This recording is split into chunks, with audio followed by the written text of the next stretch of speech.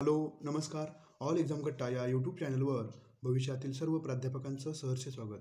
मित्रांनो, आज आपण या व्हिडिओमध्ये पेपर क्रमांक 1 जो सर्वांसाठी अनिवार्य आहे, त्यामधील घटक क्रमांक 1 जो अध्ययन आणि अध्यापन प्रक्रिया संदर्भातील आहे, त्यावर आधारित संभाव्य ते अतिसंभाव्य प्रश्न सराव आपण पाहणार आहोत. ज्यामध्ये आपण 20 प्रश्न जे घटक हा पहिला जो घटक आहे तो पूर्णतः संकल्पनावर आधारित आहे. ज्या विद्यार्थ्यांच्या संकल्पना व्यवस्थित स्पष्ट असतील, क्लिअर असतील, त्यांना या घटकावरील जे 5 प्रश्न विचारले जातात त्यापैकी 5 प्रश्नांचं उत्तर निश्चित कशा पद्धतीने योग्य तो पर्याय निवडायला आपण सक्षम होऊ शकतो, या दृष्टिकोनातून हा प्रश्न सराव आपण आयोजित केलेला आहे. तर आपण पाहू शकता. त्याचबरोबर सेट परीक्षा पेपर 1 आणि पेपर 2 विषयाच्या संपूर्ण मार्गदर्शनासाठी देखील आपण कोर्सेस उपलब्ध करून दिलेला आहे. ज्यामध्ये या कोर्सेसचं वैशिष्ट्य आहे सर्व घटकांचे लाईव्ह लेक्चर, रेकॉर्डेड लेक्चर, सर्व 10 घटकांच्या PDF नोट्स, मागील झालेल्या पेपरचे विश्लेषण PDF, सरावासाठी 5 टेस्ट सिरीज, एकत्रित प्रत्येक घटकावरील 2000 सराव प्रश्न, प्रत्येक रविवारी विशेष मार्गदर्शन, हे सर्व तुम्हाला उपलब्ध होणार आहे. त्यासाठी संपर्क क्रमांक आहे 9689047738. इच्छुक विद्यार्थ्यांनी वरील नंबरवर संपर्क करून कोर्सेस जॉईन करावा. या ऑल एक्झाम कट्टा या चॅनलच्या माध्यमातूनच आणि आपण ॲपच्या माध्यमातून शिक्षक भरती, प्राध्यापक भरती, त्यानंतर सेट परीक्षा, टेट परीक्षा या संदर्भातील वेगवेगळे कोर्सेस, त्यानंतर पेट जी PhD पात्रता परीक्षा आहे त्यासाठी देखील आपण कोर्सेस त्या ॲपच्या माध्यमातून उपलब्ध करून दिलेले आहेत. तर बघा, पेपर क्रमांक 1 सामान्य अध्ययन सेट परीक्षा जी 7 एप्रिलला होणार आहे त्या संदर्भातील अतिमहत्त्वाचे जे सराव प्रश्न आहेत. घटक 1 अध्यापन विषयक अभियोग्यता जे संकल्पनावर आधारित आहे त्या घटकावरचे सराव प्रश्न आपण पाहत आहोत. बघा, अध्ययन अनुभव म्हणजे टिंबटिंब होय. पहिला प्रश्न. पर्याय आहेत विद्यार्थ्यांच्या वर्तनात परिवर्तन करणे. दुसरा पर्याय विद्यार्थ्यांना शिकवणे व त्यासाठी प्रोत्साहित करणे. तिसरा पर्याय विद्यार्थ्यांच्या वर्तनात परिवर्तन करण्यासाठी केलेला विचारपूर्वक संस्कार.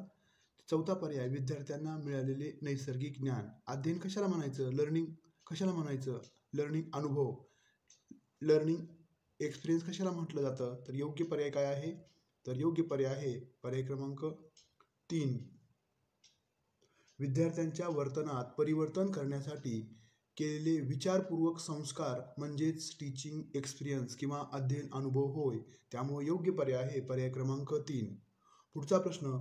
खालीलपैकी टिंबटिंब ही गुणात्मक मूल्यमापनाची साधने आहेत. हा प्रश्न मूल्यमापनाच्या संकल्पनेवर आधारित आहे.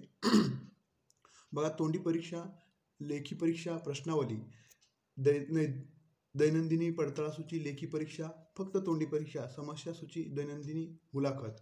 बघा, हा जो प्रश्न आहे तो जे मूल्यमापनाची साधने आहेत त्यावर आधारित आहेत. तर गुणात्मक साधने कोणते आहेत. मूल्यमापन 2 पद्धतीनं केलं जातं, एक संख्यात्मक पद्धतीनं आणि गुणात्मक पद्धतीनं. संख्यात्मक पद्धतीनं तुम्हाला किती % मार्क मिळाले हेच आपल्याला विद्यार्थ्यांचं कळतं. मात्र तो विद्यार्थी किती हुशार आहे त्यापेक्षा तो किती चांगला आहे हे आपल्याला गुणात्मक मूल्यमापनाच्या साधनातून तपासता येतं. तर दुसऱ्या प्रश्नाचं उत्तर काय आहे. समस्या तो कशा पद्धतीनं सोडवतोय, ते दैनंदिनी म्हणजे त्याचे दैनंदिन वर्तन कसं आहे आणि त्याचं व्यक्तिमत्व आपण मुलाखतीच्या माध्यमातून तपासू शकतो. त्यामुळे योग्य पर्याय आहे चौथा पर्याय. त्यानंतर तिसरा प्रश्न. अयोग्य विधान ओळखा म्हणजे चुकीचं विधान ओळखायचं आहे. फावल्या वेळेचा अयोग्य वापर करण्यासाठी विविध छंद जोपासले जावेत. चुकीचं विधान आपल्याला निवडायचं आहे. त्यानंतरचा पर्याय आहे बुद्धिमत्ता ही शैक्षणिक पात्रतेचं मापक आहे. 3. शिक्षण हे समाज परिवर्तनाचं महत्त्वाचं माध्यम आहे. शिक्षणातून विद्यार्थ्याचा सर्वांगीण विकास झाला पाहिजे. आता चुकीचं विधान कोणतं आहे आपण पाहू शकतो. तर चुकीचं विधान आहे बुद्धिमत्ता ही शैक्षणिक पात्रतेचं मापक आहे. बुद्धिमत्ता फक्त शैक्षणिक पात्रता पाहिली जाते का, नाहीये. फक्त बुद्धिमत्ता ही शैक्षणिक बुद्धिमत्तेमध्ये फक्त हुशारी समजते. आपल्याला योग्य काय आहे तर बुद्धिमत्ता पण महत्त्वाची आहे, त्याच्याबरोबर आपली जी चांगुलपणा आहे ज्याला म्हणजे क्वालिटेटिव्ह आणि क्वांटिटेटिव्ह या दोनही बाबी या शैक्षणिक पात्रतेमध्ये महत्त्वाचे आहेत. फक्त बुद्धी असून चालत नाही, तर त्याचा वापर करण्याची जी क्षमता आहे, ॲप्लिकेशन क्षमता, ही देखील महत्त्वाची आहे. त्यामुळे हे अयोग्य विधान आहे. बाकीचे 3ही पर्याय. फावल्या वेळेचा योग्य वापर करण्यासाठी विविध छंद जोपासले जावेत, हे पण बरोबर आहे. शिक्षण हे समाज परिवर्तनाचं महत्त्वाचं माध्यम आहे, बरोबर आहे. आणि 4 पर्याय. शिक्षणातून विद्यार्थ्यांचा सर्वांगीण व्यक्तिमत्वाचा सर्वांगीण विकास झाला पाहिजे, हा देखील पर्याय बरोबर आहे. आता चौथा प्रश्न. मूल्यमापन संदर्भात खालीलपैकी योग्य पर्याय निवडा. तर मूल्यमापन कशाला म्हणायचं त्या संदर्भातील हा प्रश्न आहे. बघा, मापन प्लस मूल्य प्लस मूल्यमापन. मूल्यमापन बरोबर मापन अधिक शिक्षकाचा अभिप्राय, फक्त मापन. चौथा पर्याय मूल्यमापन बरोबर मापन प्लस इतर बाबी. तर योग्य पर्याय काय आहे? तर योग्य पर्याय आहे मूल्यमापन म्हणजे मापन प्लस शिक्षकांचा अभिप्राय. म्हणजे तुम्हाला मार्क किती मिळालेत आणि तुमच्या वर्तनाचं जे शिक्षकानं नोंदणी ठेवलेल्या आहेत त्याचं त्यावर शिक्षकांना दिलेला अभिप्राय म्हणजेच मूल्यमापन होय. पर्याय क्रमांक 2 योग्य आहे. त्यानंतर 5वा प्रश्न, विद्यार्थ्यामध्ये अध्ययन विषयक आवड निर्माण करण्यासाठी टिंबटिंब ही सर्वात उत्तम पद्धती आहे. बघा, अध्ययन विषयक म्हणजे शिकण्यासाठी त्याच्यामध्ये इंटरेस्ट जागृत करायचा आहे, त्याला आवड निर्माण करायची आहे. त्यासाठी कोणतं पद्धत उपयुक्त ठरेल जेणेकरून तो विद्यार्थी अध्ययनाला प्रवृत्त होईल? तर पहिला पर्याय आहे विविध दृकश्राव्य साधनांचा वापर करणं, म्हणजे जे पाहू पण शकणार आहेत आणि ऐकू पण शकणार आहेत. त्यानंतरनं घटक शिकवण्यामागील उद्देश सुरुवातीला स्पष्ट करणं. तर तिसरा पर्याय अध्यापन करत असताना कठीण प्रश्न विचारणे. शिक्षक अध्यापन करत असताना लक्ष न देणाऱ्या विद्यार्थ्यांना कठोर शिक्षा करणं. बघा, विद्यार्थ्यांना आवड निर्माण करण्यासाठी आपल्याला काय करावं लागेल? घटक आपण शिकवायला सुरू करत असताना तेच का शिकवायचं आहे, त्यातून तुम्हाला काय समजणार आहे, त्याचा नेमका उद्देश आहे, ऑब्जेक्टिव्ह जो आहे तो स्पष्ट करणं गरजेचं आहे. त्यामुळं पर्याय क्रमांक 2 सर्वात उत्तम आहे, कारण विद्यार्थ्यामध्ये इंटरेस्ट, आवड अध्ययनाप्रती निर्माण करण्यासाठी आपल्याला योग्य पर्याय आहे तो पर्याय क्रमांक 2. मित्रांनो, कधी कधी आपल्या दिलेल्या प्रश्नांचे जे पर्याय असतात ते चारही पर्याय आपल्या दृष्टिकोनातून बरोबर वाटत असतात, पण सर्वात उत्तम पर्याय कोणता आहे, म्हणजे 100% सर्वात उत्तम पर्याय कोणता आहे, असाही प्रश्नाचं म्हणजे पर्याय आपल्याला काही प्रश्नाच्या उत्तरामध्ये निवडणं अपेक्षित असतं. त्यामुळं सर्वोत्तम पर्याय आपल्याला निवडता आला पाहिजे. त्यासाठी आपल्याला आकलन क्षमता ही महत्त्वाची आहे. 6वा प्रश्न, शिक्षक किंवा प्राध्यापक टिंबटिंब स्तरावर अध्यापन करताना व्याख्यान पद्धतीचा अवलंब करतात. प्राथमिक, माध्यमिक, उच्च माध्यमिक, विद्यापीठीय. तर योग्य उत्तर आहे विद्यापीठीय. बघा, आपण विद्यापीठ लेवलला ज्यावेळेस अध्यापन करत असतो त्यावेळेसच व्याख्यान पद्धतीचं ही अध्यापन पद्धतीवर प्रश्न विचारलेला आहे. व्याख्यान पद्धतीचाच अवलंब केला जातो. प्राथमिक स्तरावर, माध्यमिक स्तरावर आणि उच्च माध्यमिक स्तरावर देखील सरास व्याख्यान पद्धती वापरली जात नाही, पण सर्वात जास्त वापरली जाते ती विद्यापीठीय स्तरावर. उच्च माध्यमिक स्तरावर वापरली जाते, पण प्रमाण विद्यापीठाच्या तुलनेमध्ये कमी आहे. त्यामुळे योग्य पर्याय आहे पर्याय क्रमांक 4. त्यानंतर 7वा प्रश्न, विद्यार्थ्यांना एखादा घटक किती प्रमाणात समजला आहे हे जाणून घेण्यासाठी शिक्षक टिंबटिंब कृती करतात, अध्यापन करतात, उपयोजन करतात, मूल्यमापन करतात का प्रत्याभरण करतात? तर 7व्या प्रश्नाचं योग्य उत्तर आहे विद्यार्थी काय करत असतात त्यावर विद्यार्थ्याचं मूल्यमापन करत असतात. पर्याय क्रमांक 3 योग्य आहे. त्यानंतर पुढचा 8वा प्रश्न जो आहे, स्वयं अंतर्गत टिंबटिंब स्तरावर शैक्षणिक कार्य केले जाते. प्राथमिक, माध्यमिक, उच्च माध्यमिक ते विद्यापीठीय. तर योग्य उत्तर काय आहे? उच्च माध्यमिक ते विद्यापीठीय स्तर. आपण जर पाहिलं स्वयं जे तंत्रज्ञान आहे म्हणजे ज्याच्यामार्फत उच्च माध्यमिक व विद्यापीठीय स्तरावरील शैक्षणिक कार्य केले जाते, त्यामुळे योग्य पर्याय आहे पर्याय क्रमांक 4. प्राथमिक, माध्यमिक आणि उच्च माध्यमिक नाही, तर उच्च माध्यमिक आणि विद्यापीठीय स्तराच्या विद्यार्थ्यांमधील सुधारणा घडवून आणण्यासाठी स्वयंअंतर्गत उपक्रम राबवले जातात. त्यानंतर 9वा प्रश्न आहे, विज्ञान विषयाच्या अध्यापनासाठी टिंबटिंब ही सर्वात जास्त योग्य पद्धतीत वापरली जाईल किंवा ठरेल. भूमिका पालन प्रतिमान आहे. त्यानंतर दिग्दर्शन, अवगामी पद्धती, उद्गामी पद्धती, ज्याला आपण डिडक्टिव्ह आणि इंडक्टिव्ह मेथड म्हणतो. त्यानंतर रोल प्ले मॉडेल्स म्हणतो आणि डायरेक्शन मेथड्स. तर योग्य पद्धती आहे दिग्दर्शन पद्धती. आपण बघा, विज्ञानामध्ये सर्रास जास्त प्रमाणात वापरली जाणारी ही पद्धती आहे. आपल्याला अध्यापनाच्या पद्धतीवर हमखास प्रश्न विचारला जातात. सातत्यानं अध्यापनाच्या पद्धतीवर इतिहास विषय अध्यापन करत असताना कोणती अध्यापन पद्धती वापरली जाईल यावर आतापर्यंत प्रश्न विचारलेले आहेत. आता विज्ञानावर निश्चितच प्रश्न विचारला जाऊ शकतो. बघा, पुढचा 10वा प्रश्न, अध्ययन अध्यापन प्रक्रियेतील यशस्वीता टिंबटिंब घटकावर अवलंबून असते. म्हणजे अध्ययन आणि टीचिंग लर्निंग प्रोसेसमधील सक्सेसफुल कशावर अवलंबून असतं?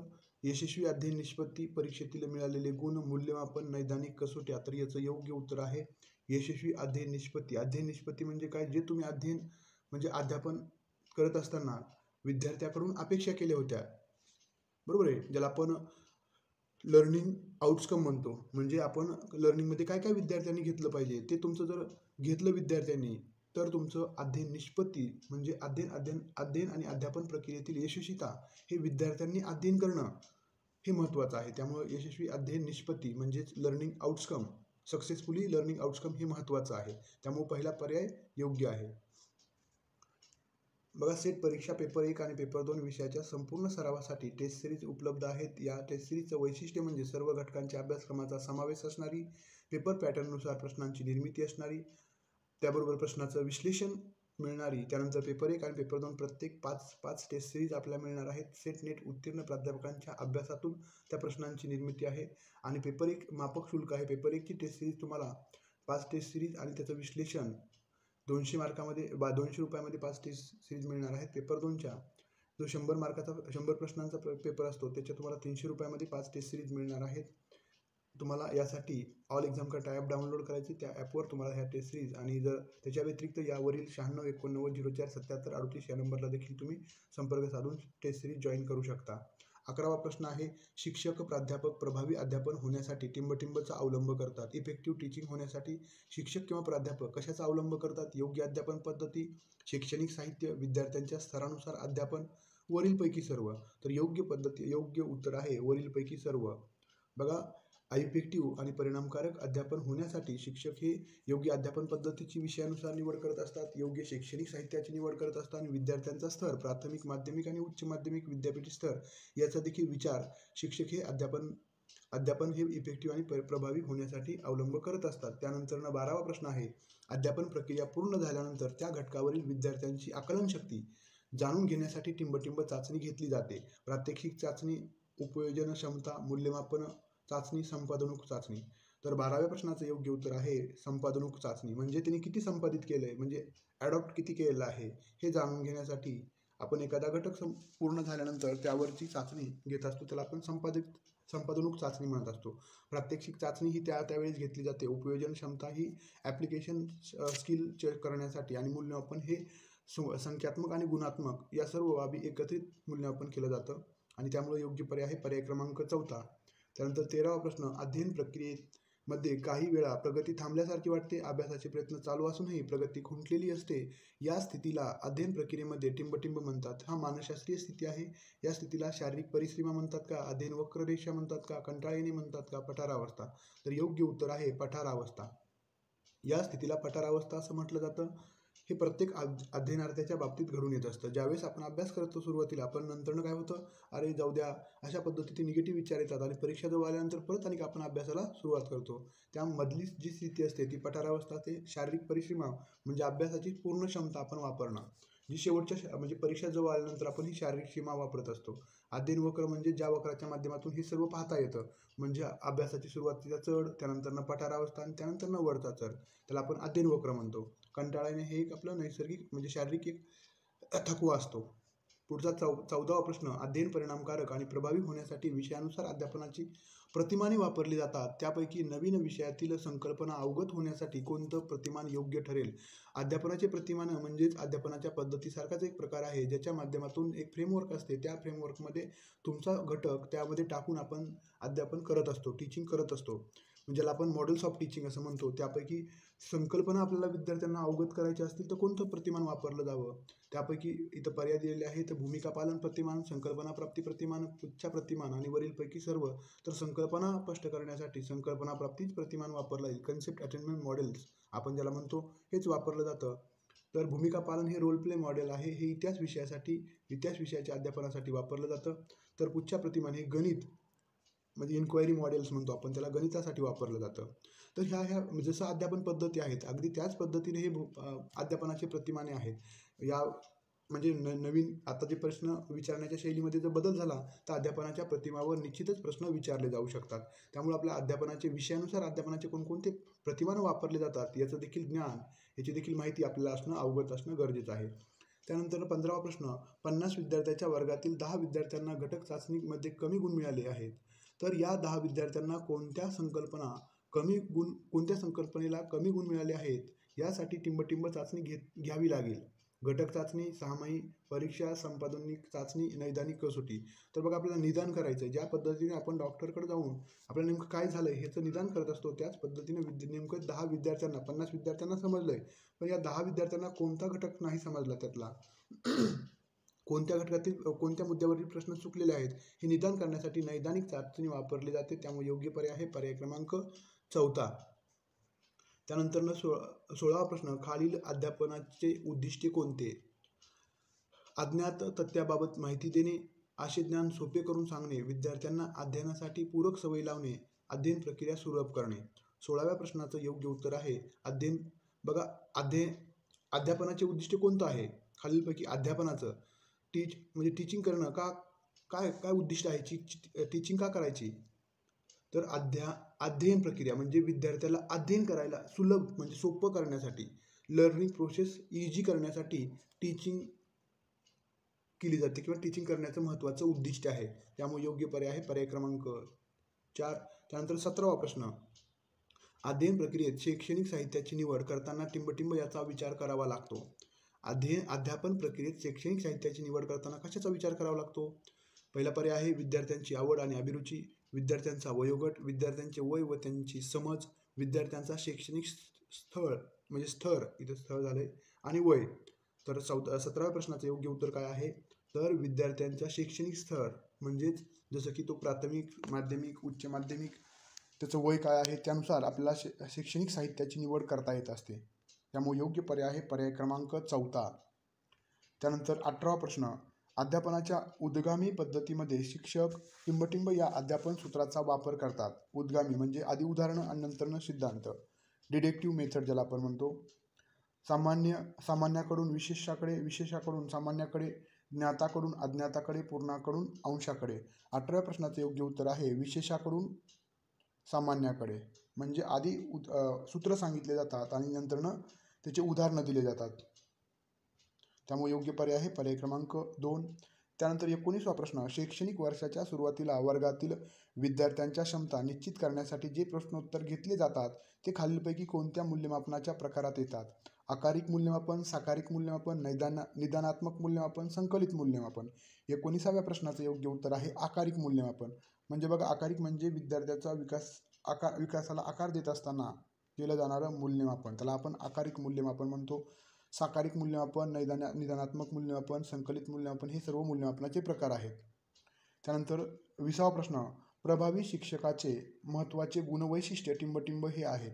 इफेक्टिव्ह टीचर जो असतो त्याचे गुणवैशिष्ट्य कोणते? तो उत्तम आशयाचे ज्ञान त्याला असतं, म्हणजे त्याला चांगल्या पद्धतीचं कंटेंट नॉलेज असतं, उत्तम सादरीकरण कौशल्य असतं, म्हणजे प्रेझेंटेशन स्किल त्याच्याकडे व्यवस्थित असते, ओघवती भाषाशैली असते, म्हणजे अरोह अवरोह. त्यानंतर अध्यापनाची मनापासून अभिरुची. तर योग्य पर्याय कोणता आहे? बघा, हे 4ही पर्याय सर्व बरोबरच आहेत, कोणताच पर्याय चुकीचा नाही आहे. जसं प्रभावी शिक्षक होण्यासाठी कोणतं गुण? उत्तम आशयाचे ज्ञान असावं, बरोबर आहे, त्याच्याकडे कंटेंट नॉलेज असणं गरजेचं आहे. उत्तम सादरीकरण कौशल्य, बरोबर आहे, त्याचं प्रेझेंटेशन स्किल चांगलं असावं. ओघवती भाषाशैली म्हणजे सहजतेतून तो बोलला पाहिजे, उगाच म्हणजे कृत्रिम चढउतार करून किंवा ओढून ताणून त्यांना बोललं नाही पाहिजे. ओघवती भाषाशैली हा पण पर्याय बरोबर आहे. अध्यापनाची मनापासून आवड, अभिरुची असली पाहिजे. तर सर्वात योग्य पर्याय आहे पर्याय क्रमांक 4. अध्यापनाची मनापासून आवड असेल तर हे सर्व वरील कौशल्य त्याच्यामध्ये येणार आहेत. उत्तम आशयाचे ज्ञान तो मिळवणार आहे, उत्तम सादरीकरण तो करणार आहे आणि ओघवती भाषाशैलीत पण वापरणार आहे. कधी? ज्यावेळेस त्याच्यामध्ये अध्यापनाची मनापासून अभिरुची असेल, त्याला आवड असेल तरच, त्याला इंटरेस्ट असेल तरच. त्यामुळे योग्य पर्याय आहे पर्याय क्रमांक 4. असेही प्रश्न असतात जे सर्व आपल्याला त्याच्या सर्वोत्तम पर्यायापैकी आपल्याला निवडणं अपेक्षित असते. मित्रांनो, अशा पद्धतीतच तुम्हाला पेपर 1, पेपर 2, सेट नेटची जी आता 7 एप्रिलला होऊ घातलेली परीक्षा आहे त्या संदर्भातील कोर्सेस, त्यानंतरनं टेस्ट सिरीज आपण आपल्या ऑल एक्झाम कट्टा या ॲपच्या माध्यमातून उपलब्ध करून देत आहोत. त्याच्याबरोबरच म्हणजे सेट परीक्षा पात्र झाल्यानंतर देखील जी प्राध्यापक भरती होते, विद्यापीठीय स्तर, प्राध्यापक भरती, महाविद्यालय स्तर, प्राध्यापक भरती MPSC मार्फत घेतली जाते, त्या संदर्भात देखील वेगवेगळी माहिती, अद्ययावत माहिती, वेगवेगळे कोर्सेस आपल्या याच ॲपच्या माध्यमातून आपण प्रोव्हाइड करणार आहोत. त्यामुळे आपण जर नवीन असाल या चॅनलला तर निश्चितच सबस्क्राईब करा, जेणेकरून तुम्हाला अद्ययावत माहिती मिळत राहील. आणि जर तुम्ही आता सेटच्या तयारी करत असाल तर निश्चितच तुम्ही टेस्ट सिरीजच्या माध्यमातून किंवा वेगवेगळ्या कोर्सच्या माध्यमातून आमच्याबरोबर जोडले जाऊ शकता. याचा फायदा तुम्हाला आता सेट परीक्षा उत्तीर्ण होण्यासाठी निश्चितच होणार आहे. त्याच्याबरोबर भविष्यामध्ये तुम्हाला जे सेट नेट झाल्यानंतरच्या ज्या संधी उपलब्ध होणार आहेत त्यासाठी देखील निश्चित होणार आहे. त्यामुळं आपण नवीन असाल आणि आपले मित्रमैत्रिणी जे या परीक्षेसंदर्भातील तयारी करत आहेत त्यांना देखील हा व्हिडिओ शेअर करा. निश्चितच त्यांना देखील याचा फायदा होईल. कारण पेपर 1 मधील पहिला जो घटक आहे तो सर्व कन्सेप्ट ओरिएंटेड आहे, संकल्पनावर आधारित आहे. याच्या संकल्पना व्यवस्थित स्पष्ट असतील तरच तुम्ही याच्यावरील 5 प्रश्नांचे अचूक उत्तर निवडायला सक्षम होणार आहात. हा व्हिडिओ आवडला असेल तर नक्कीच लाईक आणि तुमच्या मित्रमैत्रिणीला शेअर करायला विसरू नका. धन्यवाद.